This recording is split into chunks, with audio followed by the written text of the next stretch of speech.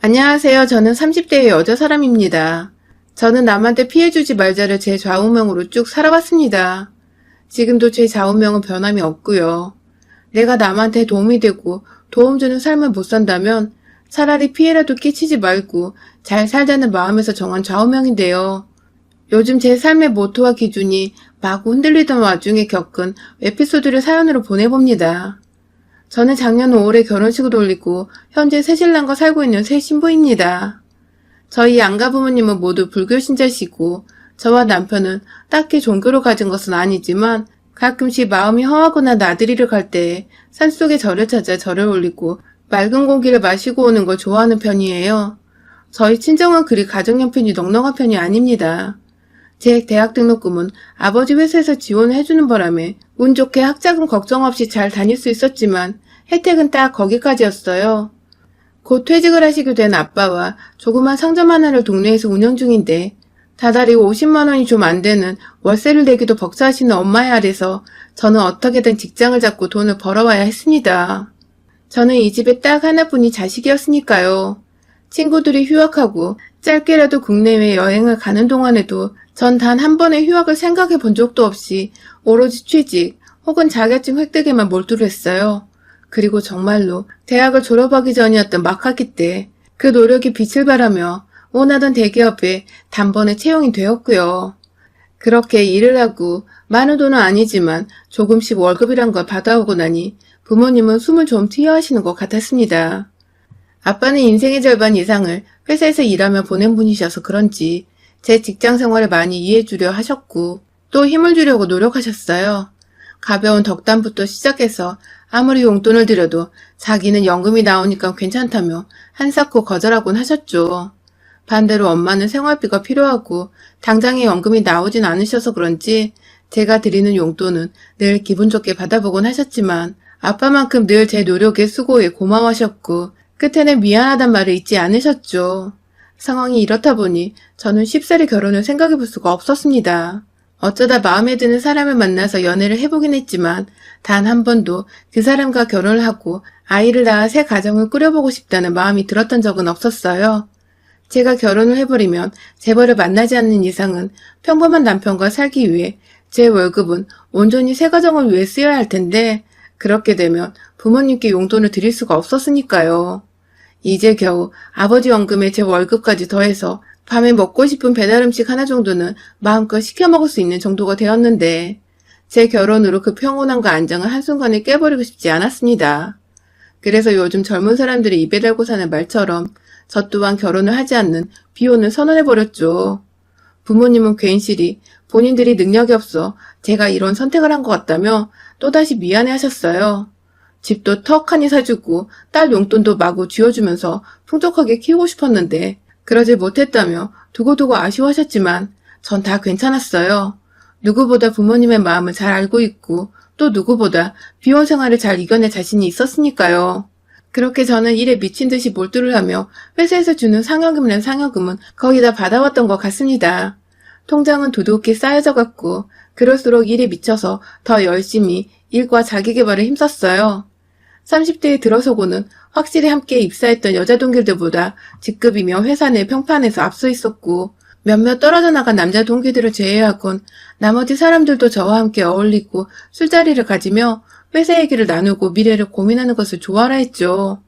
주변 사람들에게 인정도 받고 그만큼 보상이 따르는 것 같아서 아무런 불만거리 없이 직장생활을 이어갔어요. 그러던 중 제가 부모님을 따라서 주말을 맞이해 근처 뒷산에 자리 잡은 작은 사찰을 찾았어요. 평소에도 부모님과 저녁 먹고 설렁설렁 날이 좋으면 산책을 하러 가는 곳이기도 했는데요. 낮에 가면 여기저기 등산을 하다가 사찰 앞에서 잠시 들고 온 커피를 마시면서 벤치에 앉아 부모님과 담소를 나누고 있는데 웬 여자분께서 저희한테 다가오시더라고요. 엄마보다 좀 나이가 있어 보이던 그 여자분은 다짜고짜 다가와서는 가족이냐고 여기 올 때마다 보는 것 같은데 참 보기 좋다면서 칭찬을 늘어놓으셨어요. 그 바람에 저희 가족은 동시에 말로만 듣던 그 도를 아시나요? 컴퍼니에서 나오신 분이라 생각이 되어 그 경계를 하기 시작했고요. 그런데 여자분이 저희에게 다가온 이유는 아주 뜻밖이었습니다. 바로 자신의 아들과 저를 소개시켜주고 싶다는 것이었죠. 자신의 부부도 불교 신자이고 근처에 살아서 이곳을 자주 놀러 오곤 하는데 그럴 때마다 부모님을 모시고 저를 찾는 제 모습이 너무도 효녀스럽고 착해 보였다며 사업을 하고 있는 자신의 아들의 짝으로 꼭 한번 소개를 해주고 싶은데 괜찮냐 물어보는 여자의 말이 내심 기분 나쁘지는 않았습니다. 내가 아직 죽지 않았구나 하며 속으로 흐뭇해하기도 했죠. 그래도 결혼은 아니라는 생각으로 최대한 예의 바르게 거절을 했는데 글쎄 제 뒤에서 저희 부모님은 딴 생각을 품고 계셨더라고요. 그 후 제가 야근이 있거나 피곤하면 평일에는 두 분이서만 사찰을 올라가곤 하셨는데 그럴 때마다 그 여자분과 다시 마주쳤나 보더라고요. 저희 부모님 입장에서는 사업하는 아들이라고 하니 그저 딸내미를 늦게라도 여유 있는 집안에 시집을 보내고 싶으셨던 것이고 상대방에서는 결혼을 못하고 있는데 제가 딱 며느리감으로 생각이 되니 선이라도 보게 해주고 싶었던 것이고 아무튼 자식들은 아무런 스파크가 없는데 부모님들끼리 오두방정을 떨며 인연이라고 선자리를 맞추셨고 그로 인해 전 영문도 모른 채 나간 자리에서 그 여자분과 그 여자분의 아들까지 만나보게 되었습니다. 생각보다 나쁘지 않은 비주얼에 사업을 해서 그런지 제가 저희 회사 상사분들한테 보던 값비싼 시계며 옷을 걸치고는 나타난 그 남자는 저와의 대화 코드도 잘 맞고 사람이 겸손하고 예의 바른 게 참 괜찮았습니다. 도중에 어머님들은 자리를 비켜주셨는데 저는 단둘이 있을 때 더 설레고 대화가 재밌었어요. 비혼을 자랑스레 외치고 다짐했던 제가 어느 순간 이성에 홀딱 반해서는 정신을 못 차리고 있다는 걸 새삼 깨달았지만 정신을 차리고 싶지 않았어요. 너무도 오랜만에 만나보는 이성이고 또 무엇보다 제 맘에 쏙 드는 사람이었기에 그냥 이대로 비혼 선언을 차려야 할까 싶은 마음이었답니다. 그리고 결국 저는 그 남자와 1년의 불타는 연애를 마치고서 끝내 결혼식을 올렸답니다. 그 사람이 바로 지금의 제 남편이에요. 남편은 결혼을 하고 나서도 제가 봤던 것처럼 예의 바르고 다정한 사람이었어요. 무슨 사업을 하는 줄은 정확히 몰랐지만 한국의 영화를 다른 나라에 팔고 수출하는 일을 한다고 들었어요.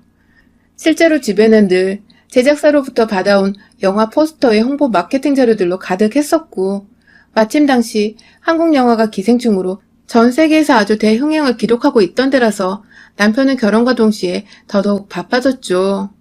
네가 우리 집안의 보배라며 남편의 사업이 잘 풀려가는 게 제 덕이라 말씀하시는 시어머니와 그런 시어머니 옆에서 맞장구를 쳐주며 절 치켜 세워주던 남편의 모습은 참 이상적이었고 또 설렜습니다. 꿈꿔보지 않았던 결혼 생활이라 긴장을 했지만 잔잔히 잘 흘러가는 것 같아서 만족스러웠죠. 저는 저대로 제 일에 소홀해하지 않았고 오히려 시집가고 나서 사람이 나태해졌다는 소리를 듣기 싫어서 더 독하고 열심히 직장생활에 임했어요. 그렇게 각자가 자신의 위치에서 최선을 다해 열심히 살고 있었는데 어느 날 저희 부부에게 예상하지 못했던 변수가 생겨났어요. 바로 코로나가 터져버리며 전 세계에서 봉쇄 정책이 시행되기 시작한 것입니다.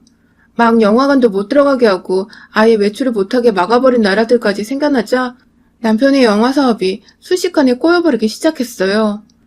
작년 수익금이 제때 지불되지 않은 건 물론이고 앞으로 추가 영화 개봉까지 확답을 못 받는 상황 속에서 남편은 완전히 두 손 두 발을 닫은 채 그저 사태가 잠잠해지기만을 기다릴 수밖에 없었습니다.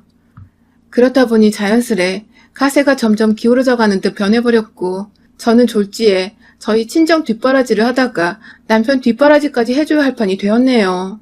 처음엔 그것 또한 제 운명이겠지 하며 불평 없이 받아들이려고 했습니다. 남편이니까 기죽지 말라며 많이는 못 주지만 용돈도 조금씩 쥐어주었고 가게 살림에 필요한 돈은 무조건 제가 냈고요. 천만다행히게도 우리 사이에 아이가 없다면서 그걸 그나마 위안이라고 삼으며 살았죠. 하지만 점점 더 남편이 제게 돈을 빌려달라고 요구하고 부탁하는 일이 빈번해졌고 그 문제를 몇 번 언성이 오고 간 적도 있었습니다.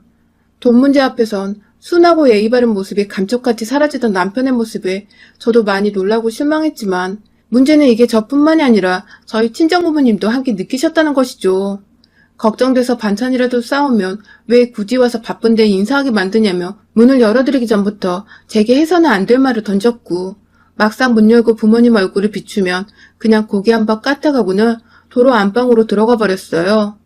본인 일이 잘 안 풀리니까 자존심도 상하고 자존감도 낮아져서 그런 거라며 애써 친정 부모님 마음을 풀어드리고 돌려보냈지만 나가시는 길까지도 인사를 한번 하러 나오질 않았어요.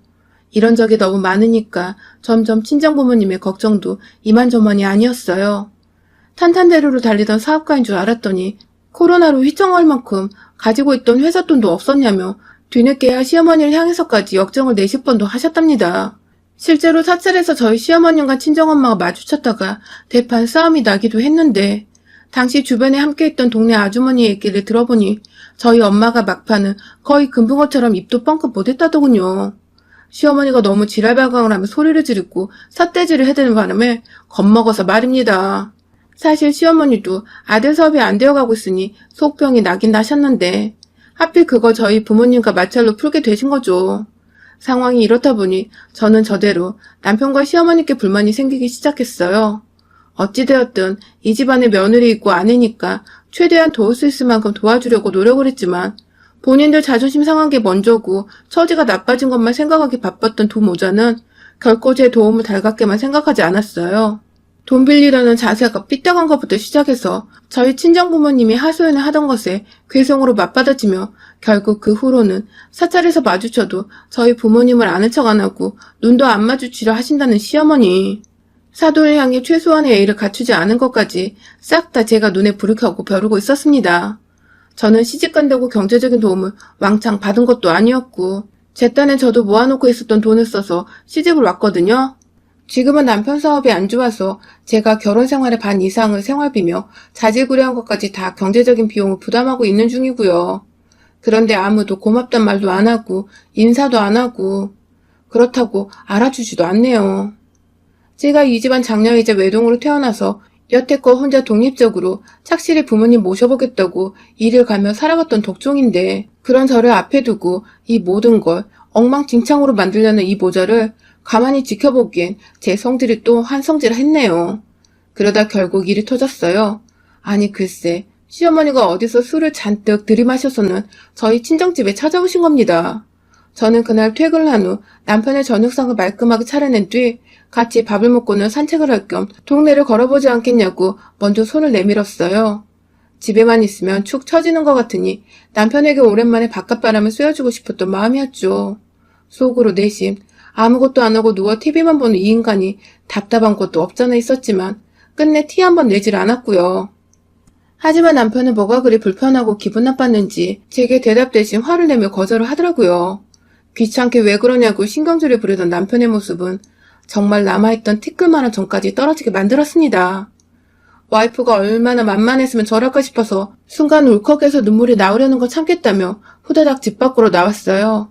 그리고는 동네를 산책하다가 아이스크림 몇 개를 사들고서는 친정으로 갔고요. 그런데 그 사이 술을 먹고 저희 집에 갔다가 제가 없는 걸 알고는 속이 뒤틀리셨는지 친정같이 찾아와 저를 찾던 시어머니. 결국 친정집에서 나오는 저를 보고는 아들만큼이나 신경질을 부리시더군요. 집에서 자기 아들은 아무것도 못하고 누워있는데 넌 팔자좋게 친정을 오가며 쉬고 있냐며 대뜸 저희 부모님까지 싸잡아서는 개차반이라고 상종 못할 말종이라고 욕까지 짓거리셨어요. 졸지에 평안하게 아이스크림을 먹고 있다가 날벼락을 맞은 저와 저희 부모님은 어쩌다 저런 사돈을 만났나 싶어 머리가 지끈거리던 와중이었고요. 그러던 중 현관에 쭉 서있던 시어머니가 대뜸 신발을 신은 채 저희 집 안으로 들어와서는 자기 아이스크림은 없냐고 냉동실 문을 막 열어보기 시작하셨습니다. 술이 아주 꽐라가 되신 채로 사돈댁에 찾아오신 거였어요.